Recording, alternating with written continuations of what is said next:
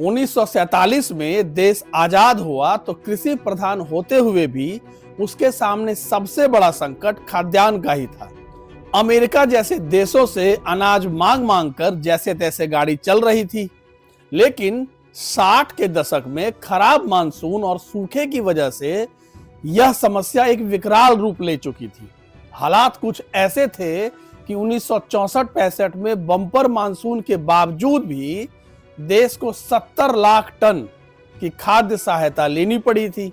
उस समय की सरकार को PL 480 समझौते के तहत अमेरिका से 1 करोड़ टन गेहूं आयात करना पड़ा था। और फिर साल आया 1968 का, जब देश पहली बार भारत रत्न और कृषि वैज्ञानिक MS स्वामीनाथन की क्षमताओं से रूबरू हो रहा था और देश में पहली बार हरित क्रांति की शुरुआत हुई।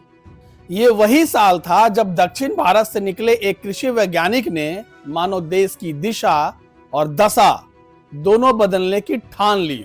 इससे पहले कि मैं भारत रत्न MS स्वामीनाथन के बारे में आपको विस्तार से बताऊं, मैं अपना परिचय दिए देता हूं।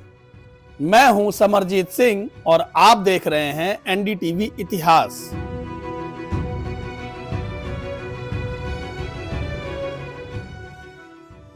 MS स्वामीनाथन का जन्म 7 अगस्त 1925 को हुआ था। वो 1943 में बंगाल में आए अकाल को देखकर इतने दुखी हुए कि उन्होंने जंतु विज्ञान की पढ़ाई छोड़कर कृषि विज्ञान को चुनना ज्यादा बेहतर विकल्प समझा।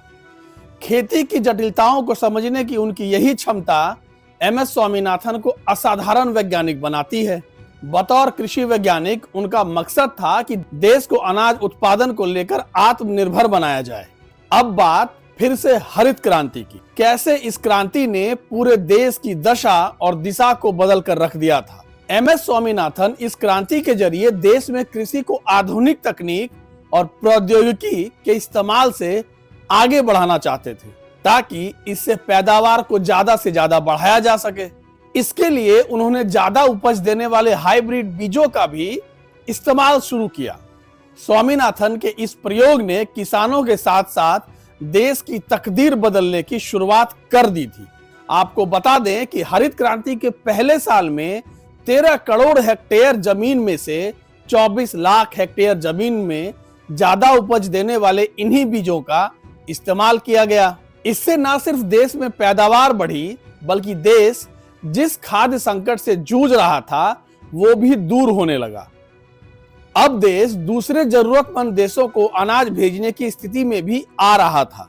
सही मायनों में कहें तो देश बदल रहा था। स्वामीनाथन टिकाऊ और विविध कृषि के लिए काम करने वालों के लिए ताकत का एक मजबूत स्तंभ है। हालांकि स्वामीनाथन आश्वस्त थे कि पंजाब और हरियाणा के मॉडल को हर जगह देश में दोहराया नहीं जा सकता। अब बात स्वामीनाथन को मिले सम्मान की। भारत सरकार ने MS स्वामीनाथन को शुक्रवार को देश का सर्वोच्च सम्मान भारत रत्न देने का ऐलान किया है। इससे पहले MS स्वामीनाथन को उनके काम के लिए सन 1967 में पद्मश्री, 1972 में पद्म भूषण और 1989 में पद्म विभूषण से सम्मानित किया गया है।